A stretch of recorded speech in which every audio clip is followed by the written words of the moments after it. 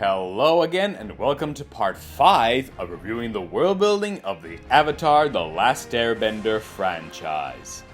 Okay, so at long last time we talked about each one of the foreign nations and how their world building could be improved. If you want to check them out, you can start by clicking on the link up in the corner.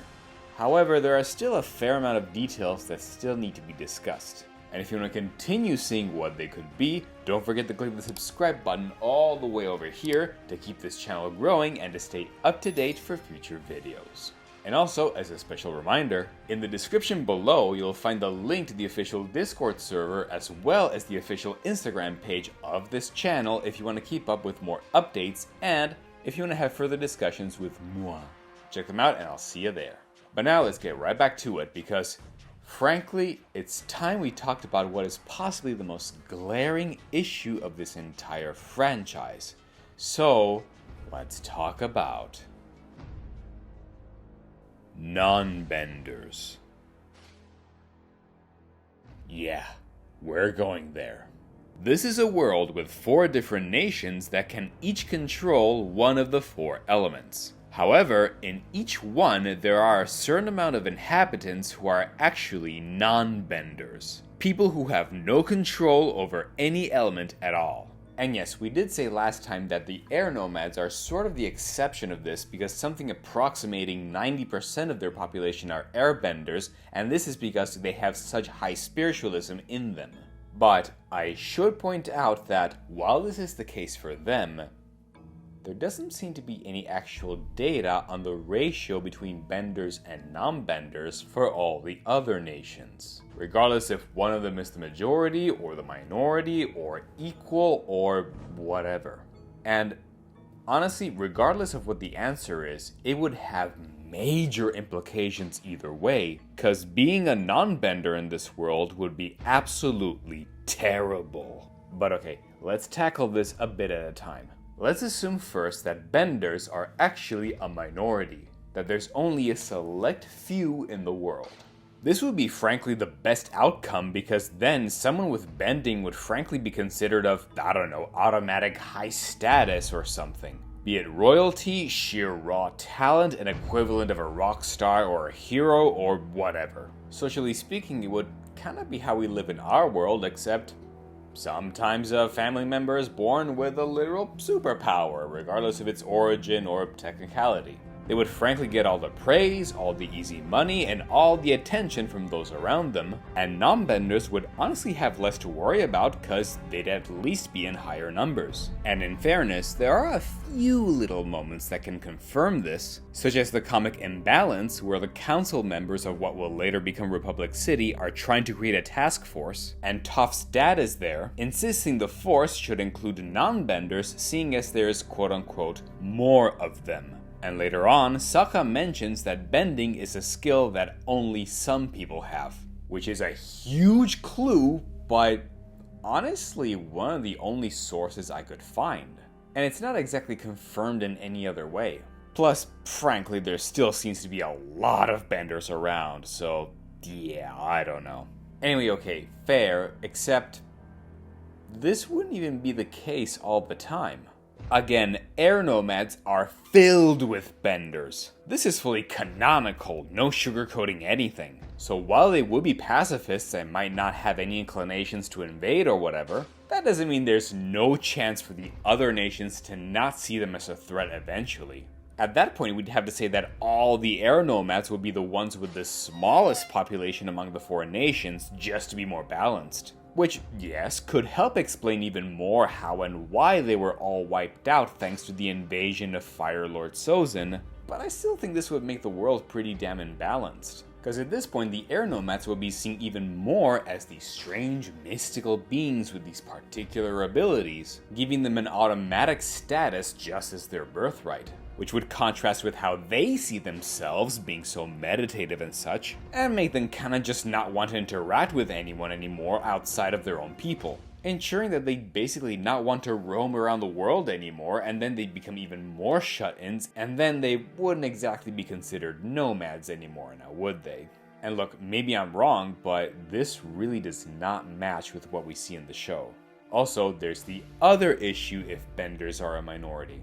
Nations that have specific types of leadership, like the Earth Kingdom, would automatically assume that in order to rule at all, you'd need to be a bender first. It'd be a requirement. This wouldn't be an issue for the Fire Nation because, at least they're already going hard on this superiority mentality. And the Water Tribes, especially in the north, do put a high emphasis on the sheer importance of bending in order to be a leader, a master, etc. And the Air Nomads are mostly benders, so no issues there. Meaning that, the Earth Kingdom is all that's left, and someone like King Kuei of Ba Sing Se, as well as his entire descendants, couldn't have been kings or queens at all since they're not benders. If you want to be seen as the highest status possible, it might as well include bending as a requirement. So, as you can see, even if this is the best case scenario, it would still have some issues here and there. But in all honesty, I still don't even think that this is the case at all. Because there seem to be a fair amount of benders in the world. They don't seem rare, and there doesn't seem to be that much emphasis on the pride of having a bender in one's community or family. Exceptions aside, but I digress. Okay, so if benders aren't rare, what if they're like 50-50? Well, other problem.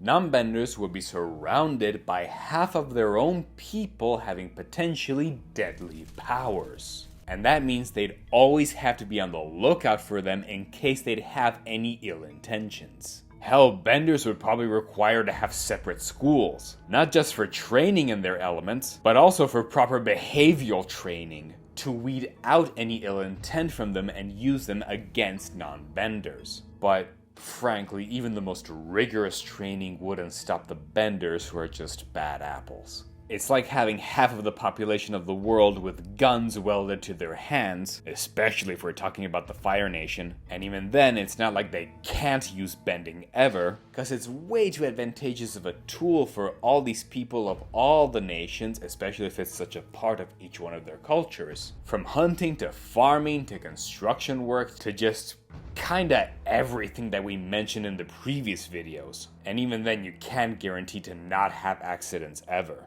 And, well, I'm just gonna say it.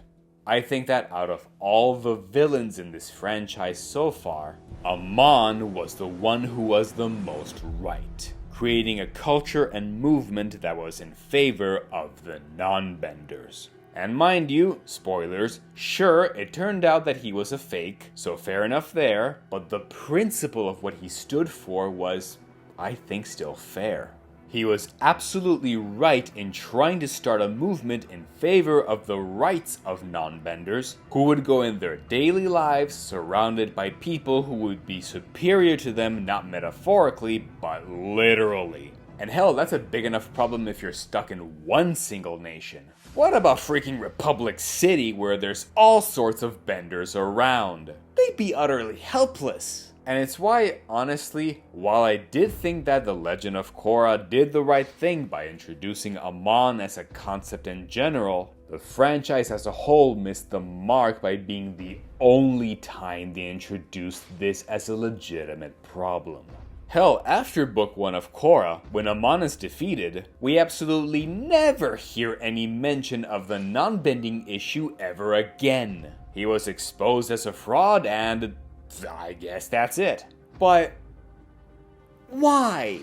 Non-benders will still be under threat all their lives, and then become even more so when half of them start to become airbenders after Korra left the spirit portals open.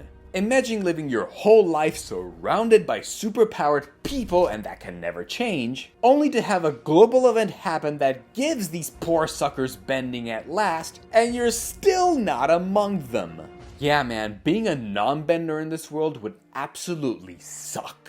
This should have been addressed much more severely from the start. And frankly, a figure like Amon should have appeared not in Korra, but several millennia ago in this franchise, and should have been like a religion or movement from the start. One that never goes away until bending is officially available for everyone. Everyone can be super, and when everyone's super, no one will be. Yeah, well, at this point, I'd rather everyone be super. And all of this isn't even counting the third option, which is, what if non-benders are the minority? In that case, non-benders would be, well, let's face it. They'd be considered at best the handicapped of this world, or, at worst, straight up slaves. I mean, I don't see how this wouldn't be the case. So, yeah, this would be a major issue. Quite possibly the single greatest issue in this whole franchise that was there from the start and was superficially acknowledged once and then never again. So, no. Considering everything that we see envelop in the show, this needs a major fix. So, how can we accomplish that? Well, actually, I think there could be a way, and it would have to do with something that I like to call Spiritbending. So, before I answer this issue, I need to make a small tangent. Spirits are a major part of the Avatar franchise, so much so that, honestly, it's kind of misleading to consider it the fun kids show where they control the elements, and it should be much more accurate to say that this is a show about spirits and spiritual affinity, be it otherworldly or your own. So much so that it kind of seems to be the key ingredient that ties into bending itself. Especially since we said last time that the air nomads are like 90% benders because they're so spiritually fine-tuned. But I think we can take this one step beyond. So here's the world building fix that I propose. While bending is explained as being sort of a type of spiritual martial art, where warriors known as benders can fling stuff around by doing karate next to it, and is very specifically stated in the very first episode of the first show that it's not magic, it's water bending. Yeah, an ancient art unique to our culture, blah, blah, blah. I think that bending in general should be something more akin to the idea of spiritual extension. It should be the ability to actually detach some, if not all, of your spiritual energy from your body and stretch and extend it outwards. And once that's done, it's that invisible spirit that grabs onto the element that you have power over and bend it to your will. Sort of like a spiritual telekinesis. In fact, we could even say that if bending is nothing more than just extending your spirit and grabbing an element with it, then the type of element depends on how you extend your spirit. And yes, I already have an idea of how it could work for each one of the 4 nations. Let's start with firebenders. They're the only ones who will be much more straightforward with this, literally shooting their spiritual energy outward forward from them. It's just that, since fire isn't exactly an element you can find around easily, they are the only ones who can shoot it outward so fast and so hard that if there is no existing fire anywhere around to control, this sheer spiritual force is enough to even ignite their surroundings enough to produce a flame. And yes, we could even say that this forward spiritual thrust they have is so hard and strong that it doesn't just ignite, but causes its own concussive force. And that is how we can justify the fact that, in the show, we see several times that their flames aren't just intangible hot sources, but can even knock enemies away as if they were physical, to the point that some firebenders could even learn how to finesse this very point, focusing only on the concussive force, and eventually becoming combustion benders. It's not just one extra element on top of firebending, but actually the other way around, with the concussion being needed first, even in small amounts, to create the flames out of nothing in the first place. Alright, cool, we got them, but what about the others? Like, for example, the earthbenders. Well, I propose that for them, their spiritual bending would be thrusted downwards. they would flatten their spiritual energy towards the ground cause, well, that's where earth and rocks are mostly found. And it would explain why they seem to all need to make these specific hard stances first, because they're focusing on thrusting their spiritual energies downwards so hard that it connects to the very ground underneath them. I'm not saying that Earth is required to always be under them and in contact with them, just that it should be the initial first step. And from there, the spiritual energy can be extended to grab a hold and moved, shift, throw, or do whatever with Earth-like elements, even if they're not necessarily connected to the ground. Which, in turn, can explain how a further extension of this can be found with how Toph uses her seismic sensing to see her surroundings. It could be because, among other things, she was feeling Earth vibrations through the spirit energy she would need to thrust downward first, almost as if her spirit was a tuning fork. And further proof of this might be the fact that, while she is blind and might have just been more fine-tuned to this, Earthbenders later on during the Legend of Korra can also use this seismic energy sensing, despite the fact that they aren't blind. It's just something that Toph's blindness enabled her to discover first before anyone else. Then we have the Waterbenders. For them, it actually wouldn't matter much what direction they thrust their spiritual energies, so long as they're doing it with two simultaneous movements: pushing and pulling. Just like how they learned to do from Tui and La, the spirits of the moon and the ocean. Even Katara explains to Aang that the basic waterbending moves require this push and pull movement. Just push and pull the water like this. The key is getting the wrist movement right. And it doesn't necessarily need to be required to repeat this for every single time you waterbend, but once you've mastered it, it becomes a natural, automatic, and instant thing that you do on your own, with spiritual energy being extended outward first and then maintaining a constant push and pull movement to keep water or ice afloat whenever you please. Hell, at this point, I'd argue that this tide-like movement would become so essential that, frankly, the water tribes would have mimicked airbenders and have their own waterbending master tattoos. Except instead of having an arrow on their heads, they could have two half-moon symbols on each on their shoulders representing the arms that are doing this constant push and pull movement. And the creators of the show were so close to figuring this out too, because frankly the armor designs of the Water Tribe warriors already have small moon-like elements in them, both on their chest plates and on their pauldrons. So if that was the reason and I just didn't get it, good. If not, man, what a pity, because they were so damn close to making this canon. And lastly, the air nomads. Theirs is a little bit more complicated because if all the other directions are taken, what's left for them?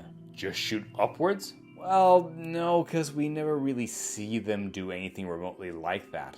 They apparently can shoot their bending in either direction outward from them, so while it can happen, upwards isn't a requirement. No, I think that for them, the solution that I offer would be much more peculiar. For them, I think that airbending would actually require an air nomad to extend their spiritual energy in the opposite direction of where they want to shoot. Even backwards and needed before they can shoot their air forwards. And yes, I know, this might seem counterintuitive at first, but there's two reasons for this. First off, since this is air we're talking about, we can say that it's the most detached and immaterial element of them all, so much so that their spirit doesn't need to follow the regular laws of physics anymore, and they can even go in the opposite direction. And yes, I mean opposite in general, because the second reason for this would be thanks to none other than the sky bisons. Actually, the plural of bison is bison. Yeah, whatever.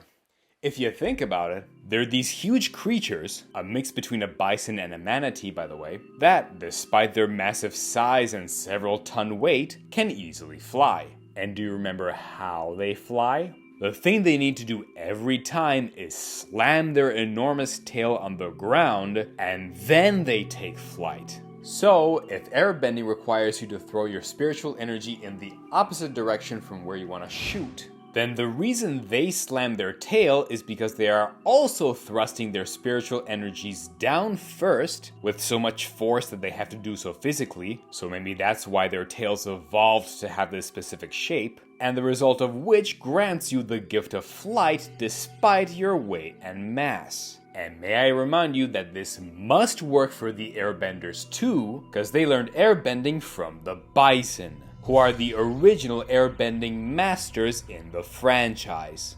Or, at least, Great Lion Turtle, I ask that you grant me the power of air so that I can defeat Vatu before it's too late. We are bonded forever.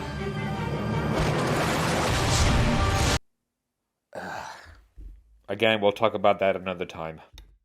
Okay, so I think this could have been the solution all along as to how bending in this franchise could have worked. In order to bend anything, they would first need to extend their spiritual energies in some outward direction, the type of which determines what kind of element they can master. And the avatars can still be the exception because, since they have the literal spirit of Rava in them, we can say it sort of functions as an extra spiritual battery pack or something, so they can easily have the juice to keep going and extend their own spiritual energies in all the directions they want without being cemented or limited to one. Alright, cool. But now this means we have to return to the issue of non-benders. Because after everything we said about how complicated life would be for them, I think a solution to fix them in this franchise's world building is exactly here. With spirit bending, or at the very least, with the lack thereof. In this proposition I made, the idea is that bending requires to extend your energy outwards, right? Well, what if non-benders plainly don't have the ability to extend their spiritual energies at all? It's straight up nailed to themselves. And the only way this could change would be with a surge of outside spiritual energy. As we saw in Korra, when the spirit portal suddenly gave previous benders the power over air all of a sudden. But we could say that this spiritual nailing in them could actually be used to their advantage. I propose that if they can't extend their spirits, then said spirits can at least be reinforced while inside them. Perhaps creating a sort of elemental aura or protective shield that can resist elemental attacks that are specifically spirit-based. If even, for example, an earthbender were to throw rocks, said rocks would have traces of that earthbender spirit still attached to them in order to be moved at all. And if said rocks were to hit a non-bender, then this spiritual aura of theirs would be enough to perhaps repel most or at least part of that spirit-stained rock that was thrown. Kinda like two magnets of the same pole trying to repel each other. And here I thought I was done talking about magnets in an Avatar titled review. That way, non-benders wouldn't have an actual power, but could at least have a little bit of an extra resistance to at least survive basic elemental attacks, even if just by a little. And if you think that that's too much of a stretch, then we can flip it by saying that if a bender does extend their spiritual energy to bend a specific element, that leaves their own physical body exposed and vulnerable to most forms of attack. And if hit in that moment during bending, it would be suddenly much more damaging than normal, maybe even in a permanent way. Non-benders instead wouldn't have that problem ever, and would know that if they have to choose a right specific moment to attack, it would be exactly when a bender is being the most explicit with their own elemental attack. Their strongest weapon becomes their greatest weakness, which in turn could explain why, if an avatar is killed while in the avatar state, the entire cycle will be broken. Because the higher the spiritual power, the greater the damage if an attack on them is successful. Not to mention that, perhaps, since non-benders would have a reinforcement on their own selves since their spiritual energy doesn't leave their body, they could unlock other techniques that would be exclusive only to non-benders. such as for example chakra reading, like in the case of Guru Patik, or in extremely rarer cases, fortune telling, as is the case for Aunt Wu. Abilities that don't have anything to do with a specific element, but with expanding or improving the perceptions of your own mind or body.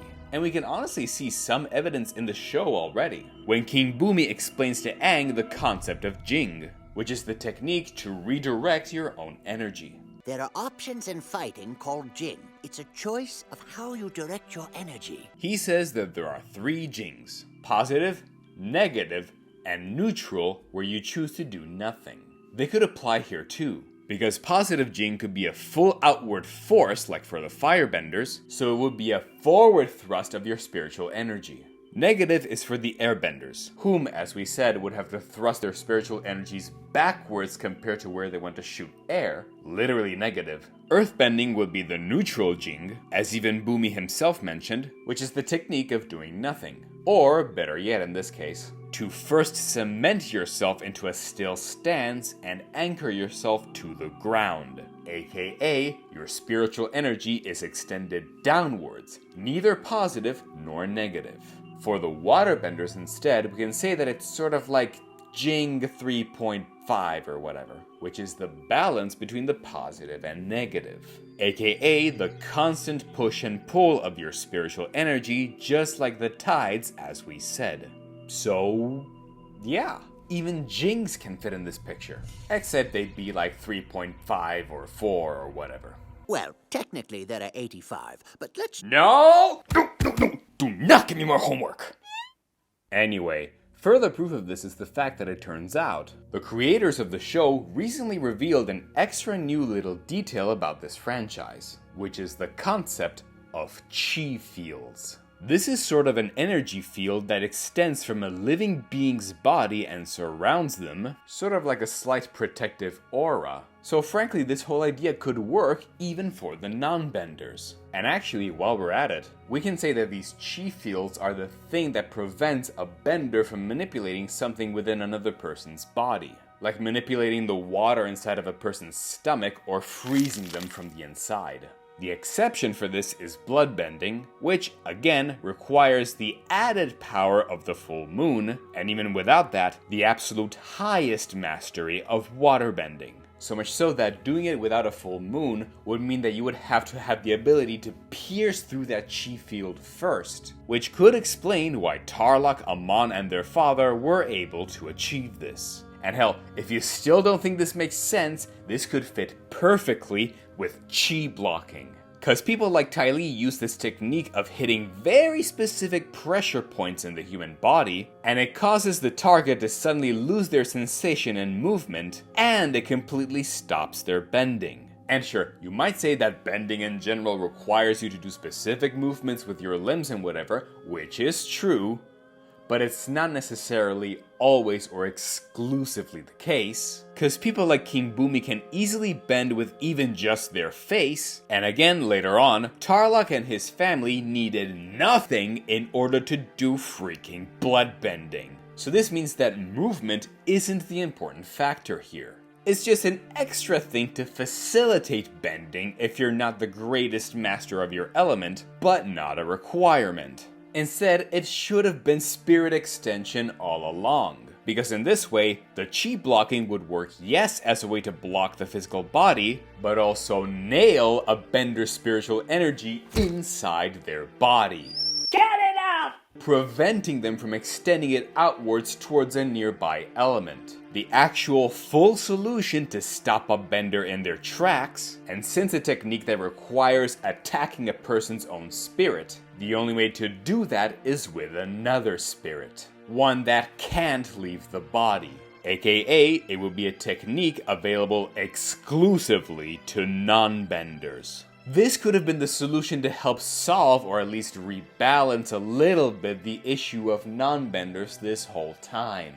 And yes, by the way, I think this should be a requirement for every single non-bender to learn this from a very early age. I don't see how it makes sense at all that only in book 1 of Korra did it occur to everyone that it should be useful, and even then they had to do so in freaking secret because Amon convinced them to do so. But if I really had to find an explanation for this, maybe the reason why someone like Amon and the Equalists would rise to power specifically and only during the thriving years of Republic City is because there are so many types of benders around that all Nonbenders would be working overtime to try and adapt to each weaponized element, and it's only now that they become desperate enough to demand more. And after Amon was exposed and defeated, it should have been the opportunity for many new laws to be put in place for the safety and well-being of Nonbenders. Because otherwise, being one in this city, or hell in this entire world, would be an absolute living hell. One that I hope will eventually be solved in the upcoming shows planned for Avatar Studios.